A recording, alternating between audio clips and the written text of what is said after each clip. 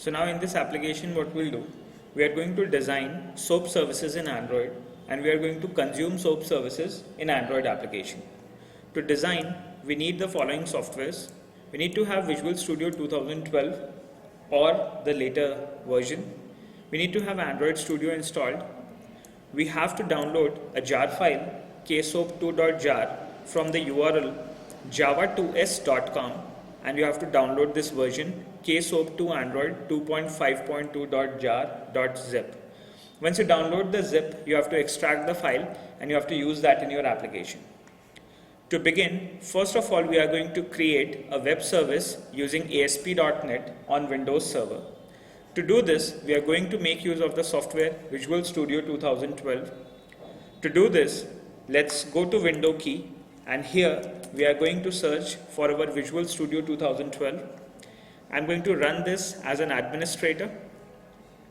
I'm going to play yes. We have to run the program. And once our Visual Studio gets started, we are going to create a web service using the language, or you can say platform, ASP.NET. So here we have got our Visual Studio ready. Within Visual Studio, we are going to get started with a new project. We'll go to File, New, and we are going to create a new website. We'll click on Website. We are going to create an empty ASP.NET website at the moment, and the website will be created within the directory C users Devanshu documents with the name website 7. So let's just change the name from website 7 to somewhat more meaningful. Let's call it as SOAP website. So we are creating a website wherein we are going to write our web methods and they will help us return responses using SOAP protocol. So let's click on OK, and a new website will be created at the moment.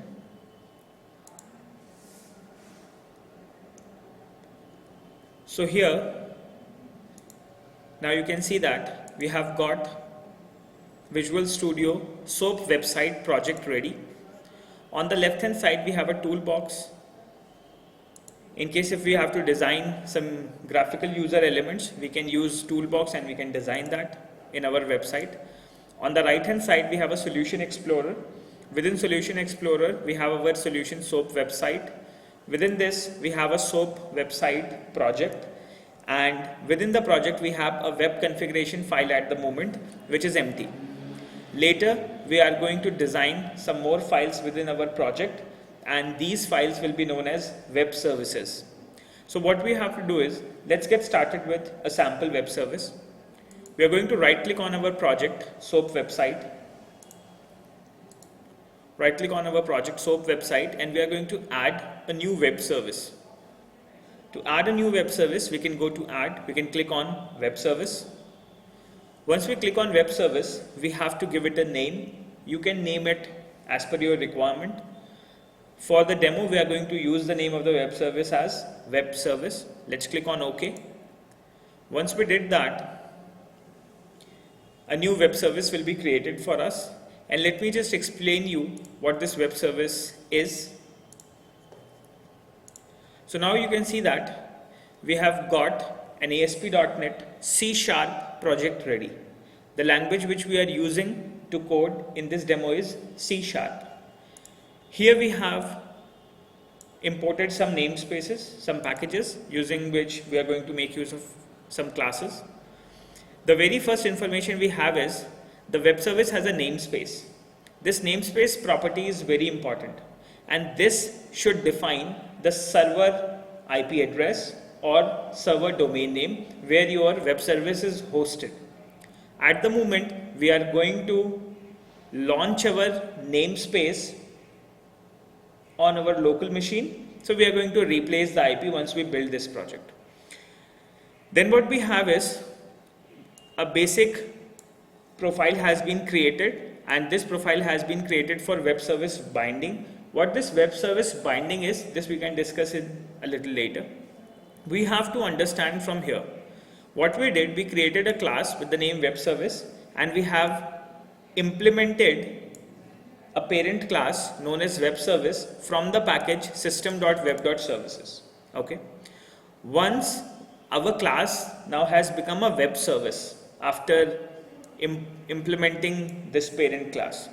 So now once we did that, we can create web methods in our class now. Okay, so this is our default constructor wherein we can initialize some variables, and this is a sample web method which we can connect to. Once we connect to this web method, it is going to respond as hello world at the moment.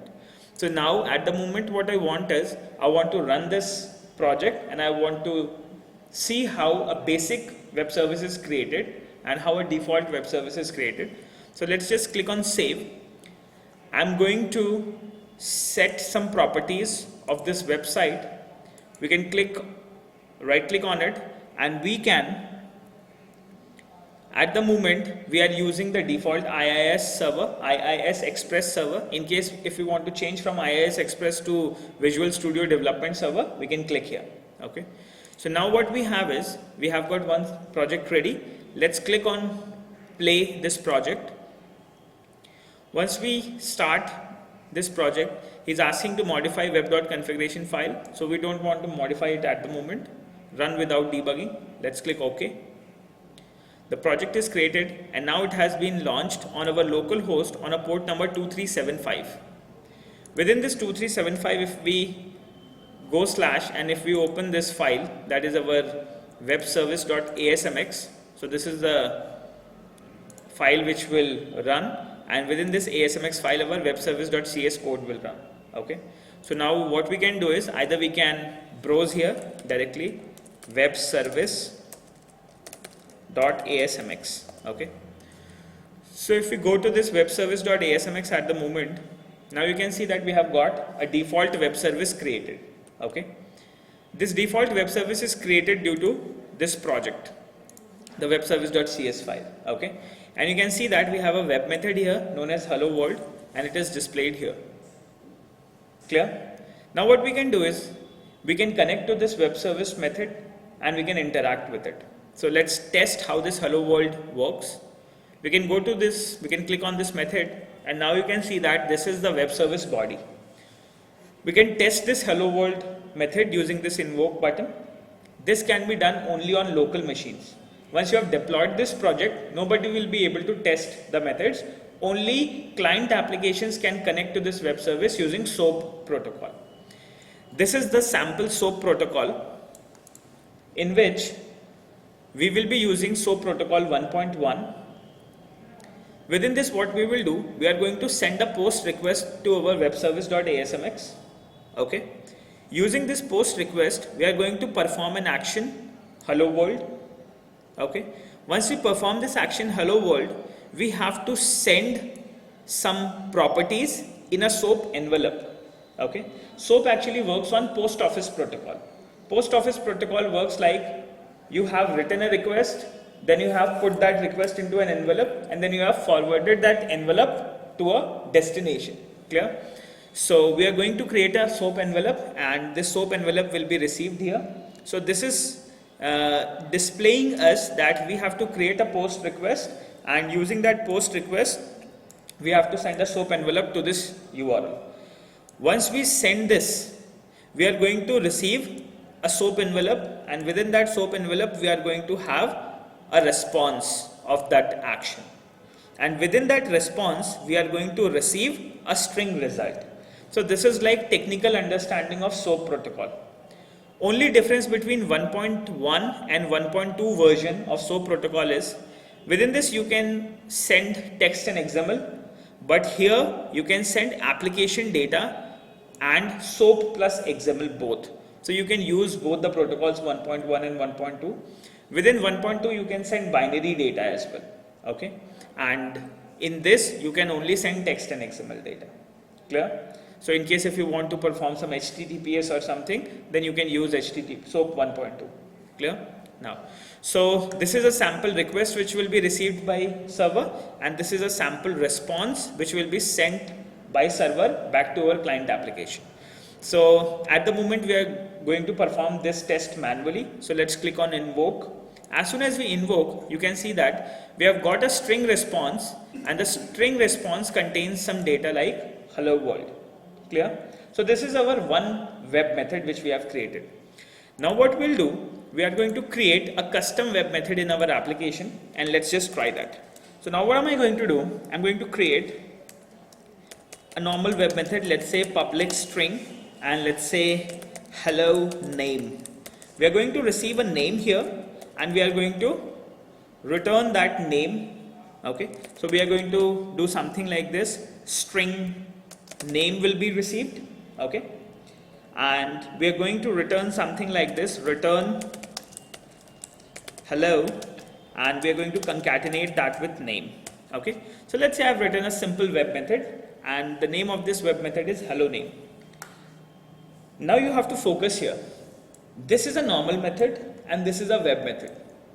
Until and unless you specify the web method flag here before a method, it is not going to be displayed on your server. Okay, so let me just show you what I mean.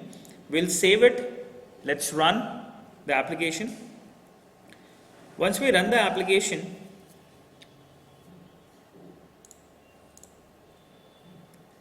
we are running webservice.asmx, and now you can see that once we run this webservice.asmx, this time we are going to get two methods.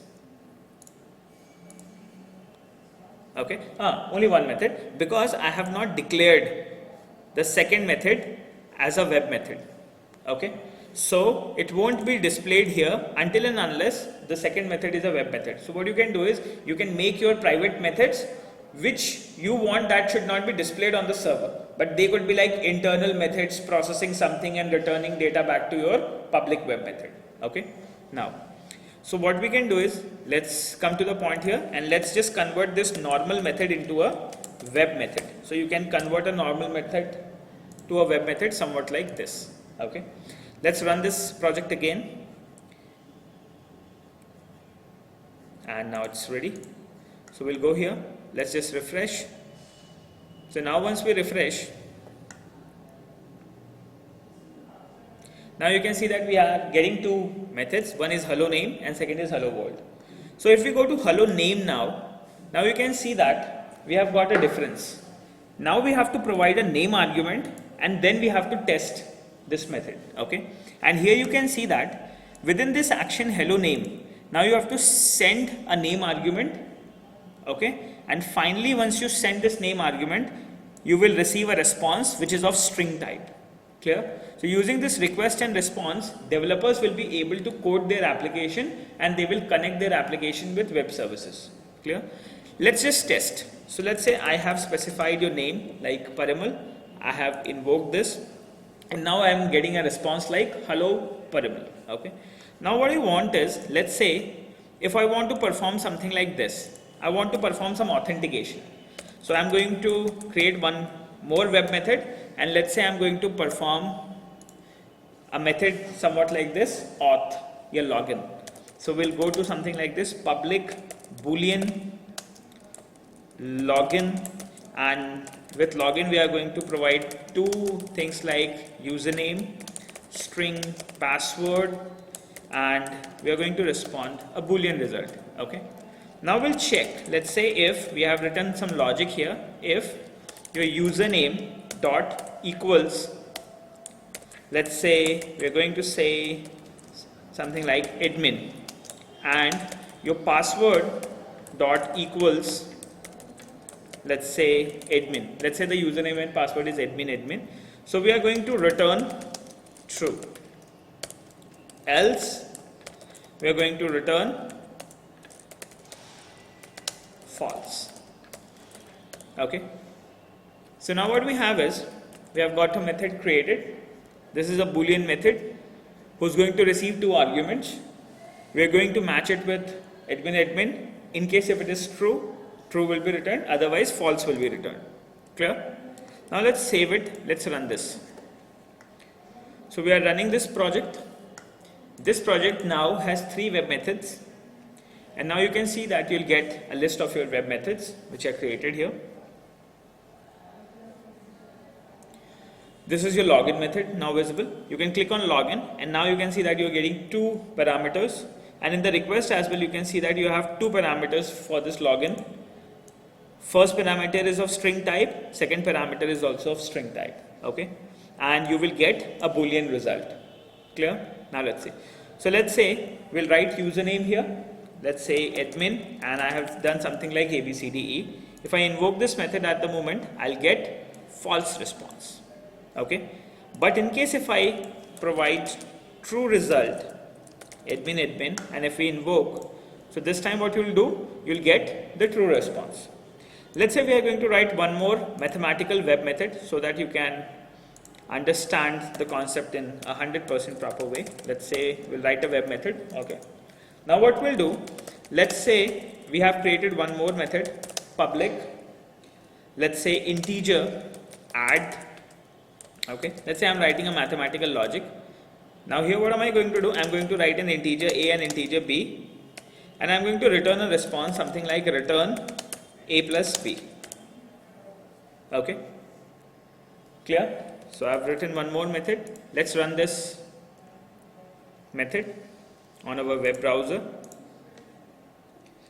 So now you can see that your web service.asmx method will get one more method that will be known as add, and you can perform some mathematical logic as well. Let's say you have got an integer a and b.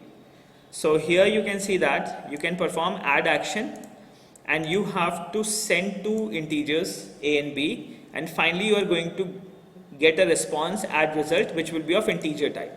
So using this protocols and the request and response format, we can understand what we have to send to the server and what server will respond back to us, okay? At this point of time, clients won't be able to see the source code behind this logic, okay? They will be only able to see the requests which they have to send and the data type which they have to receive. Sometimes what happens is we implement these concepts at secure zones. Let's say I'm a third party company who designs an Android application, and I have got a contract from, let's say, a government agency who has some website already prepared for some VoIP transmission or something, and now they want an Android application for it. But they don't want to disclose their database, and they don't want to give me access to their database. So what they will do, they will design a web service, connect with the database, and they are going to give me URL of the web service. And they will say, you can access the database using the web methods. I can connect to web methods and I'll be able to store and retrieve data whatever I want. And in this case, I don't get direct access to the database of that company. So web services are very important. So let's see how we are going to connect that with Android. Clear? So we have to do one modification here at the moment. So here what we are doing is we are sending a request to this web service.asmx, wherein the operation will be add operation, and we can perform some operation like, let's say, 10 and 200, and let's say we are going to invoke, and finally we are going to get a result of integer type which is 210.